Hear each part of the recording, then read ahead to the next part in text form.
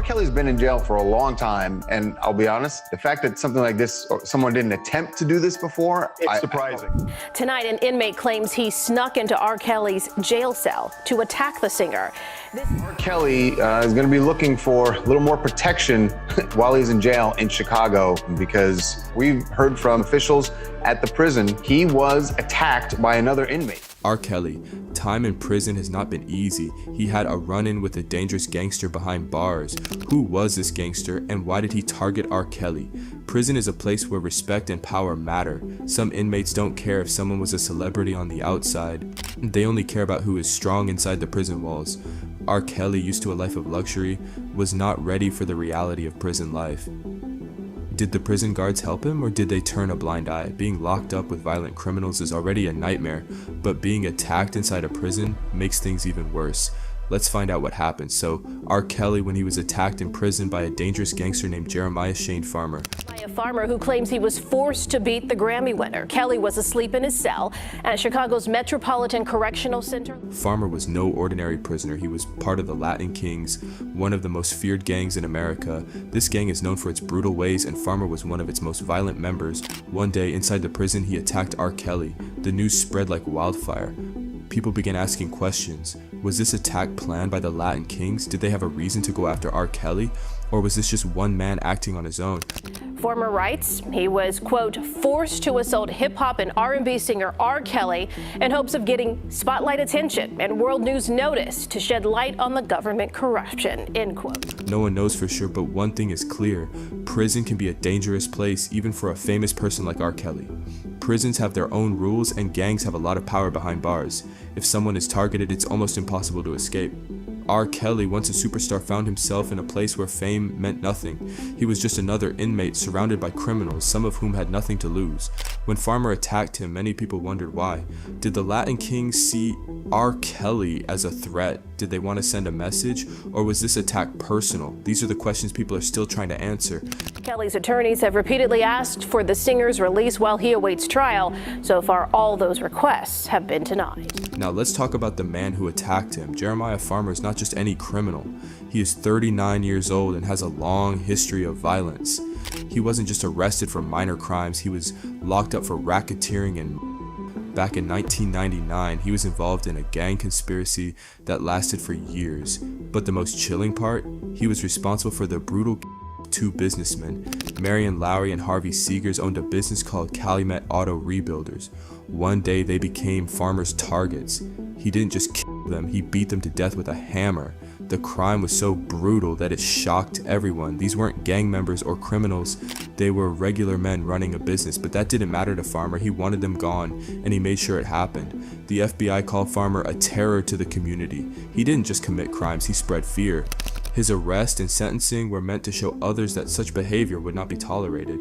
But even after being sentenced to life in prison, Farmer didn't stop. His attack on R. Kelly proves that some criminals never change. In July 2019, Farmer was locked up for life along with 42 other gang members. He had been involved in everything from drug dealing to attempted. The government wanted to put an end to his crimes, so they made sure he would never walk free again. But prison didn't stop him from making headlines one more time, this time by attacking a world-famous singer. Farmer later admitted to it in a handwritten letter to the court. Farmer said he attacked Kelly because he wanted people to pay attention to his own case. He claimed the government was corrupt and that he was being treated unfairly. He saw himself as a whistleblower, someone who speaks out against injustice, and believed attacking Kelly would make people notice him.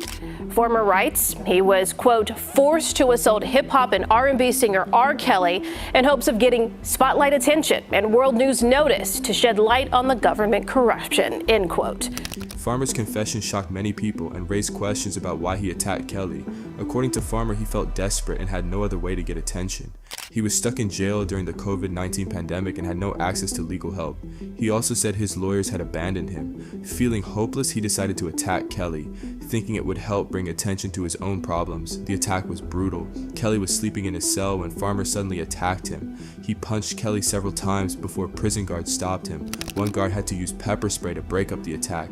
Reports say that Farmer also had a pen and planned to stab Kelly with it. Luckily, he was stopped before he could do more harm. Kelly was left with bruises and injuries, while Farmer was quickly moved to another prison. His moment of fame was short-lived. Kelly's lawyers wanted to question Farmer about the attack, but a judge did not allow it. They hoped the attack would help Kelly get bail, but the judge refused. Kelly had already been denied bail before, and this incident did not change anything. He remained behind bars, facing serious charges. Kelly's attorneys have repeatedly asked for the singer's release while he awaits trial. So far, all those requests have been denied. Kelly was dealing with multiple trials in different states, including New York, Chicago, and Minnesota. The COVID-19 pandemic caused delays in his court cases, but he still had to face serious accusations. He was charged with exploiting young girls, racketeering, and forced labor. Each new case added to the already dark picture of a man once known for his music, but now seen as a criminal. His legal battles continued with no clear end in sight. Meanwhile, in Chicago, videotapes allegedly depicting Kelly engaging in S-acts with girls below consenting age formed the basis of federal charges against him. And in Minnesota, accusations of pee with a young one added yet another layer to the scandal. But we do begin tonight with singer R. Kelly, sentenced to 30 years behind bars after his conviction on racketeering and charges.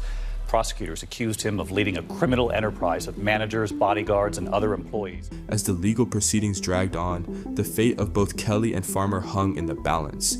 Once a big shot in music, R. Kelly faced a tough time in court. For a long time, the world waited to see what would happen to him. Would he end up behind bars forever, or would his legal tricks save him? It was like a suspenseful movie, with everyone holding their breath to see how it would end. Kelly, who used to rock the stage, was now at the court's mercy, with little room to prove his innocence. The stakes were high and the drama was real. Folks all over were glued to their seats, waiting to see how it would turn out. Well, we know how that turned out for him eventually. In 2021, he got slapped with a 30-year prison sentence in New York for using his fame to harm women and kids. Now the rumor mill is working overtime, and some people are saying that Jay-Z is connected to everything that happened with R. Kelly. Now, is there real proof? Not really, but is there a reason to be suspicious? Maybe. You have to ask yourself, if these claims are true, would Jay-Z gain something from all of this? We all remember that R. Kelly and Jay-Z used to be really good friends. They made music together and even went on tour. But something must have happened to make Jay-Z allegedly turn against R. Kelly. What could have caused this? It's well known that even after people started finding out the dark secrets about R. Kelly, Jay-Z stayed by his side. They partied together, shopped at the same stores, and even liked some of the same women. That's kind of interesting, isn't it? Then news broke that R. Kelly had secretly married Aaliyah when she was just 15 years old. He lied about her age to make it happen. Now, most people would have cut ties with R. Kelly after something like that, right? But not Jay-Z. Instead of stepping back, he worked even closer with him. They even released an album together called The Best of Both Worlds. This move shocked a lot of people. Some couldn't understand why Jay-Z would support R. Kelly after all the terrible things that were coming to light. Best of Both Worlds tours come to a city near you soon. Definitely tour together with the show. We right now. Best of Both Worlds t-shirts, draws, condoms. One person who spoke out about this was singer Jaguar Wright.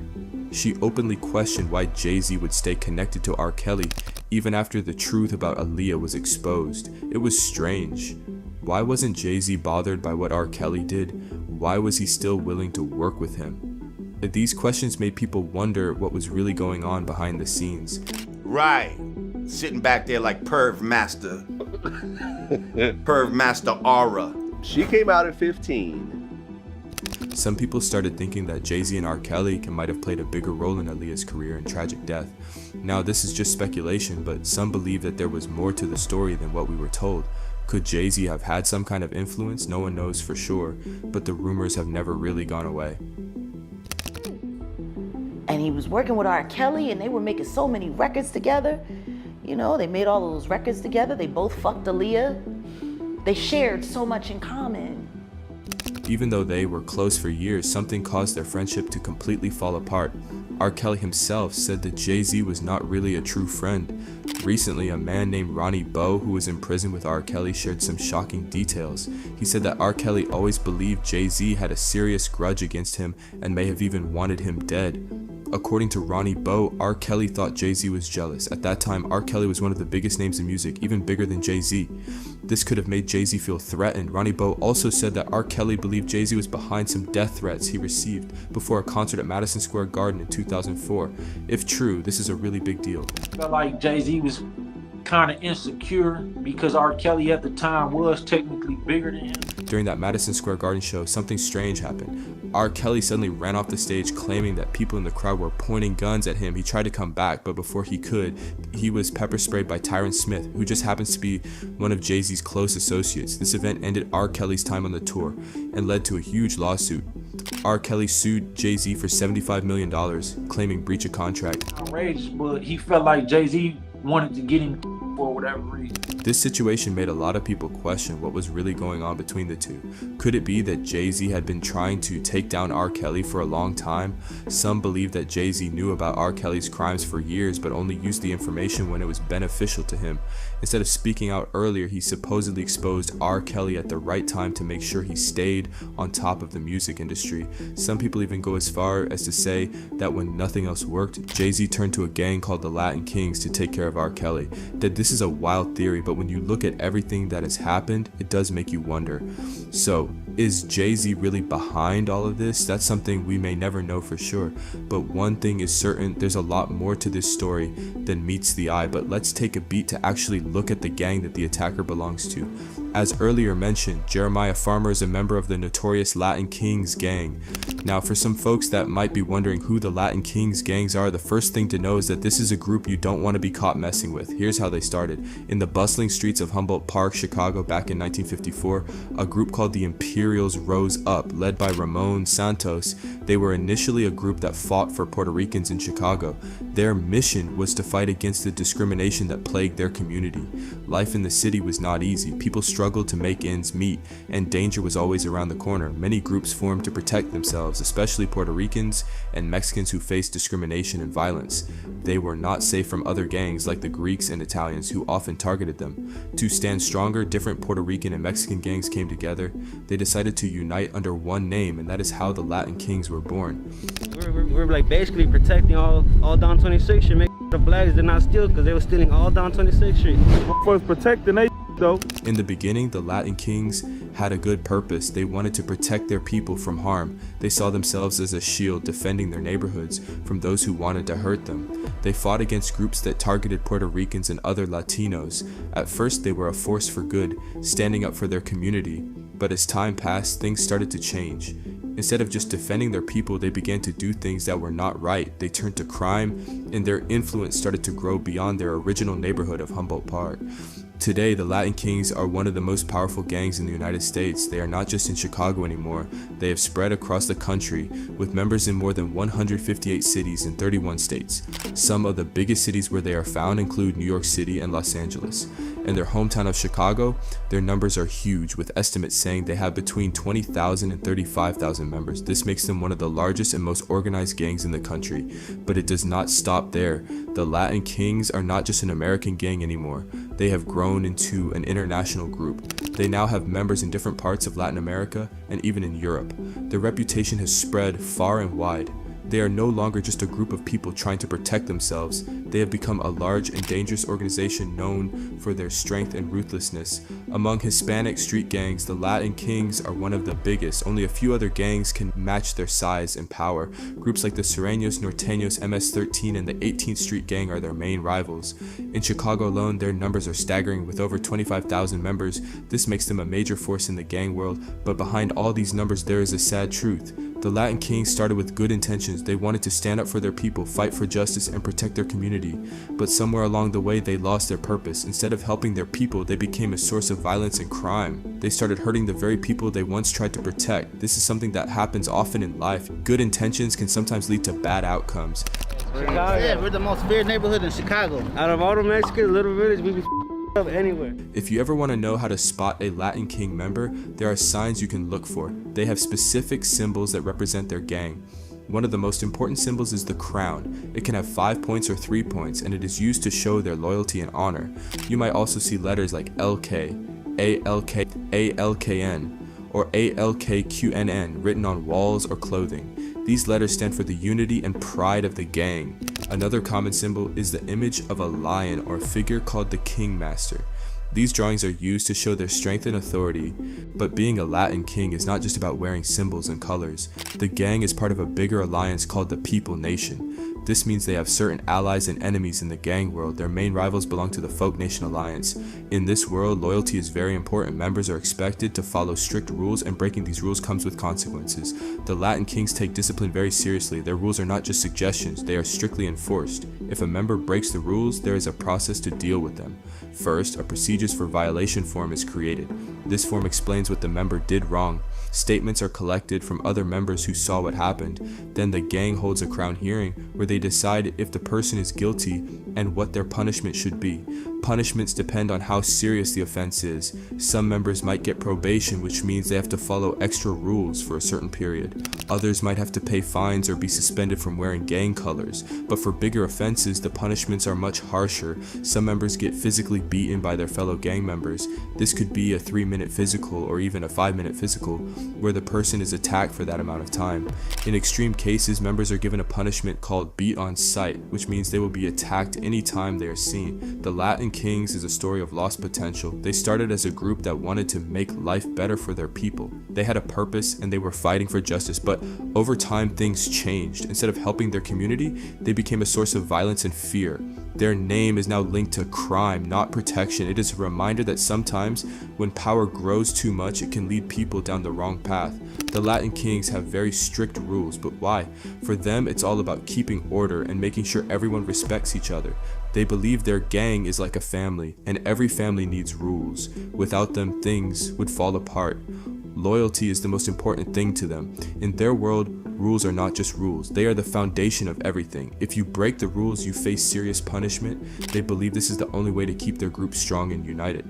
The Latin Kings do not just follow random rules. They have a special book that guides them. This book is called their Constitution. It tells them how to live, what to believe, and how to act. It is like a rule book that must be followed. They also follow something called the King Manifesto. This is even more important to them. It is like their Bible, helping them understand their journey in life. Every member must study it and follow its teachings. Their journey is divided into 3 stages. The first stage is called the primitive stage. At this stage, a person is wild and reckless. Imagine a teenager who only wants to have fun, hang out with friends, and get into fights to prove how tough they are. This stage is full of bad decisions and little thinking. Members in this stage act on impulse without considering the future. They might believe they are strong, but they are actually lost. Then comes the conservative stage. At this point, a member starts to feel tired of the constant fighting and problems. They may begin thinking about settling down, getting married, or leaving the gang life, but it's not really about growing up. It's more about following what society expects from them. Even if they leave the gang, they are still stuck in a system that keeps people like them down. Some never leave because they feel trapped. Others stay because they don't know any other way to live. The final stage is called the New King stage. This is where everything is supposed to change. Members who reach this stage believe they have finally woken up. Instead of fighting each other, they think they should fight for something bigger. They say it's about justice and freedom for everyone. They claim that race and background should not matter. They believe in working together to create a better world. They say life should not just be about money and power, but about helping people. When someone becomes a new king, they see themselves as part of something greater. They pledge their loyalty to the Latin Kings and their beliefs, but this also means they can never go against the gang. Betrayal is not an option. Once you are in for life. So, what does all this mean? The Latin Kings are more than just a gang. They see themselves as a community with their own set of rules and beliefs. They claim they are not just about violence, but about a bigger purpose. They say they want to change the way people think and create a better future. But at the end of the day, their history is filled with violence, and many people doubt their true intentions.